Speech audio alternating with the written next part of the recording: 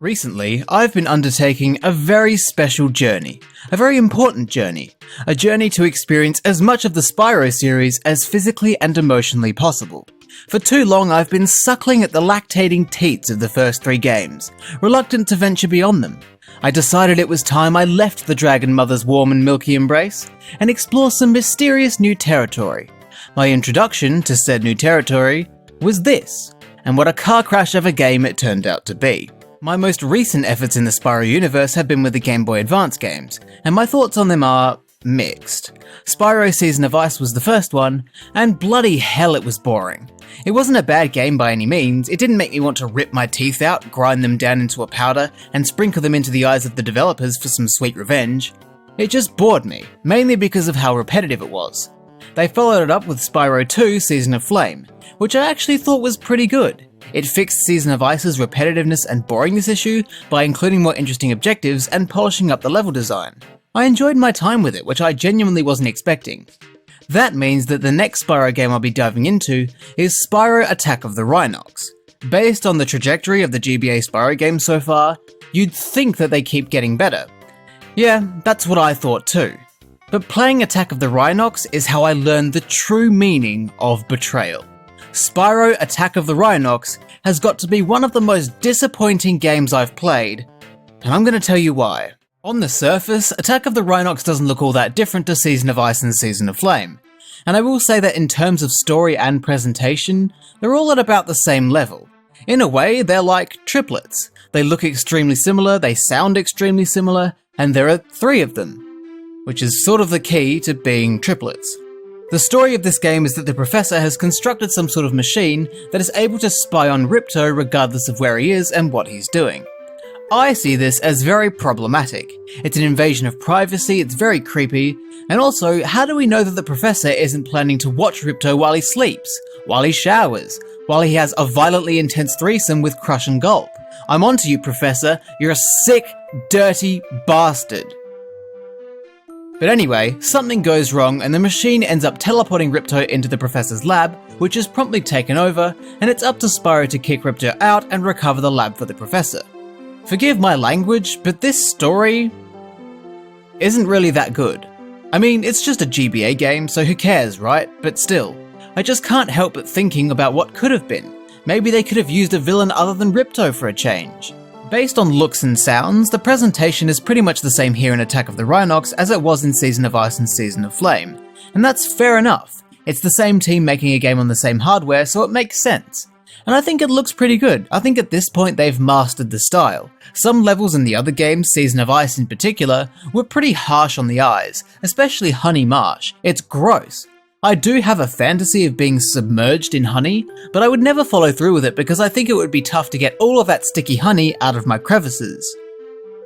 Anyway, in contrast, here in Attack of the Rhynocs, all of the levels are something you can look at without too much trouble, and the soundtrack, while not particularly memorable, is still pretty decent. Following this pattern, it also turns out that, yet again, controlling Spyro is pretty much exactly the same as well. The same movement, the same controls, the same abilities, it's all still there. Even the elemental breaths make a comeback. And the way levels are laid out is very similar as well, being flat plains with elevated sections displayed with an isometric viewpoint. You travel around these levels, picking up collectibles as you go along. It's classic Spyro and very similar to the games before this one. When I started playing this game, I wasn't entirely sure if I was actually playing Attack of the Rhynocs, or if I just started playing Season of Flame a second time accidentally. Which, to be honest, is what I thought when I started playing Season of Flame after beating Season of Ice. I think it's just that these three games are extremely similar. They really are like triplets. I can tell what you're thinking at this point. I've put myself in your shoes. I've imagined myself in the womb and being born a second time. This time not as me, but instead as you. I've lived your entire life up until this moment. I've seen your greatest successes and your most crushing failures, every friend you've ever made, every pet you've ever lost, every embarrassing moment, every moment of joy, every moment of sadness. I know you inside out, and at this very moment, you're thinking, what the fuck is this guy talking about? You're also thinking, how can he say that Attack of the Rhynocs is disappointing when he literally also said that it's exactly the same as Season of Ice and Season of Flame? It doesn't make sense. Oh, you sweet naive child. Have I ever given you the impression that I know what I'm talking about? Does it even really matter? The words I'm relaying onto you now are but a minuscule fraction of the words being spoken at this very moment.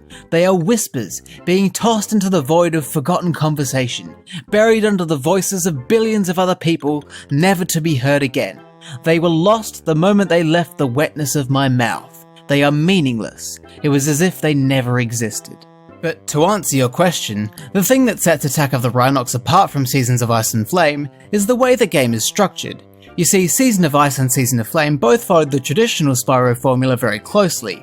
Each level was a separate entity with a set number of collectibles, including gems, and whatever the main collectible for the game was, which was either fairies or fireflies. You'd find gems scattered across the levels, and you'd earn fairies or fireflies by completing certain objectives, such as lighting up lighthouses, or defending a space mouse on a green cheese moon from the coming onslaught of robots while he tried to repair his rocket ship. Simple stuff like that. You needed a certain amount of each collectible to progress through the game until you got to the end. It was a very focused and concentrated experience for each game. It was easy to get into, it rewarded you as you progressed, and you felt a sense of achievement as you played through. Attack of the Rhynocs decided to abandon this simple yet effective formula in exchange for some bullshit. I don't really know what happened here, but they sort of reinvented the Spyro formula into something truly horrible. It was like I've watched Spyro get raped before my eyes. In Attack of the Rhynocs, the main collectible you're after is hearts. As far as I can work out, there are 12 hearts in the game, one for each level, and to earn these hearts, you need to complete quests. It sounds simple enough, right? Go into a level, complete the quest, earn the heart, rinse and repeat for the remaining levels. That's what you imagine it is. But it's not that. It's much, much worse than that. Beyond a few exceptions, every quest is a scavenger hunt where you need to look around for 7 unique items to return to an NPC. Doesn't sound that bad until you realize that the 7 unique items aren't hidden around the level, they're hidden around the entire game. The things you're looking for could be hidden in any level. You're supposed to scour every level from top to bottom looking for these items and then go back to each level once you've found all their items. Some of the items are just lying around, some require you to complete a very simple objectives, and others require you to open specific chests. And my god, it's boring. I get that Spyro is a collectathon. It's supposed to be like a scavenger hunt in a way, but this is such a painful way of going about it. What it results in is just a lot of walking around. Without any kind of meaningful or interesting objectives like the ones in Season of Flame, the game feels void of any decent gameplay. The whole time I was playing the game, I kept thinking, why am I doing this? Who cares? Who cares if the fairy librarian doesn't have the parts she needs to build her machine? Is it really worth slogging through hours and hours of walking around in the hopes that I'll find the right parts? The gameplay isn't fun. The aimless walking around is pretty rough, and that's what most of the game is. There's a lot less of an emphasis on platforming in this game than Season of Ice and Season of Flame. Instead, you're just walking around looking for items.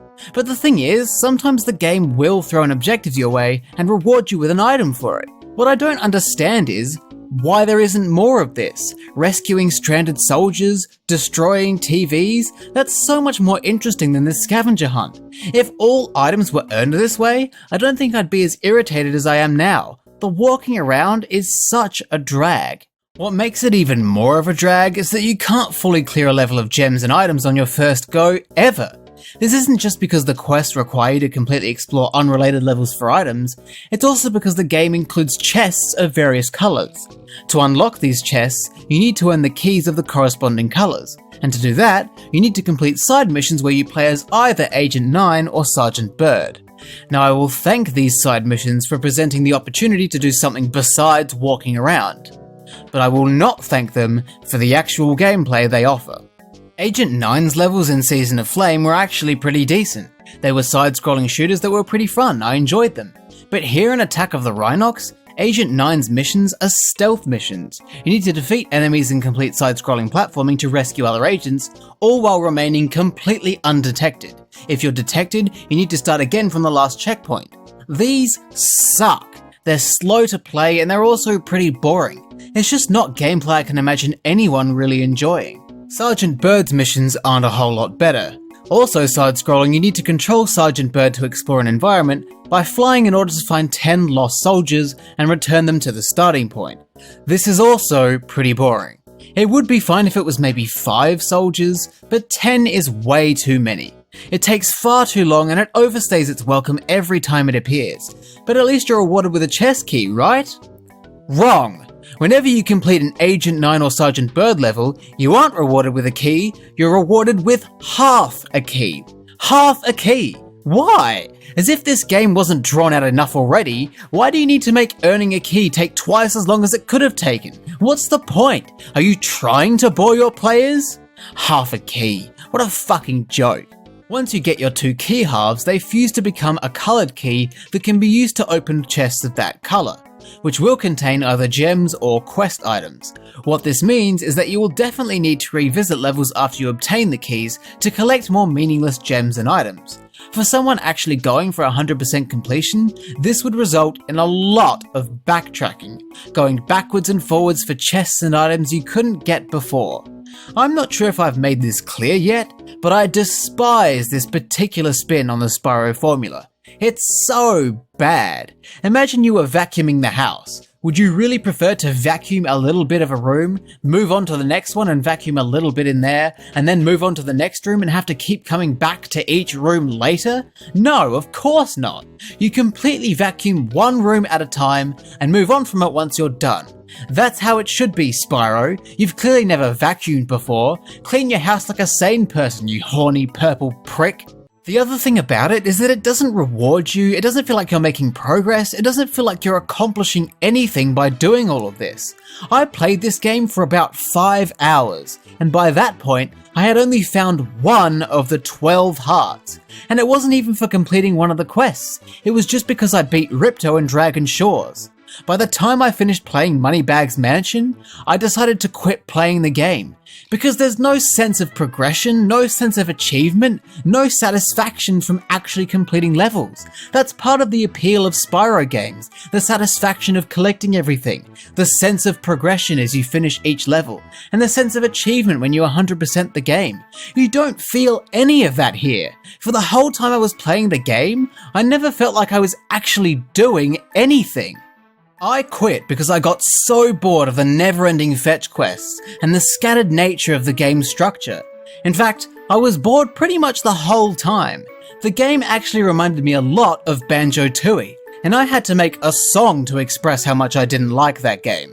This is what it should have been. You can keep the item quests, keep the scavenger hunt, but for the love of God, keep it to a single level. Have all of the Fairy Librarian's machine parts housed within the Fairy Library. Don't make me go running all over the fucking world in search of a manual that should be in the Fairy Library.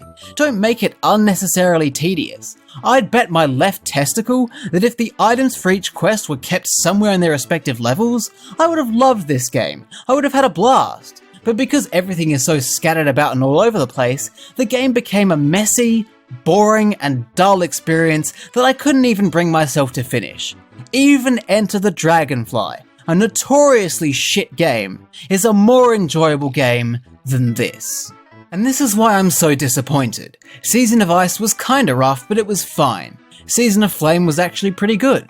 Based on that, you'd think the games would keep getting better. You'd think it'd look something like this. But instead, the quality took a nosedive. There's nothing functionally wrong with the game, it looks and sounds good, it controls well, it has some things going for it. But the structure of the game just ruins the whole thing, and makes for such a dull and draining experience. The reality, were I to graph it, would look something like this. High hopes, followed by crushing disappointment. It's a shame, really. I was genuinely looking forward to playing this game because I thought it would actually be good. Yet, here we are. This is why you don't try new things. Stick to what you know. I knew I shouldn't have left the Dragon Mother's warm and milky embrace. But it's too late for that now. I tried this game and all joy has been sucked out of me. Cheers, Attack of the Rhynocs. I never want to play you again.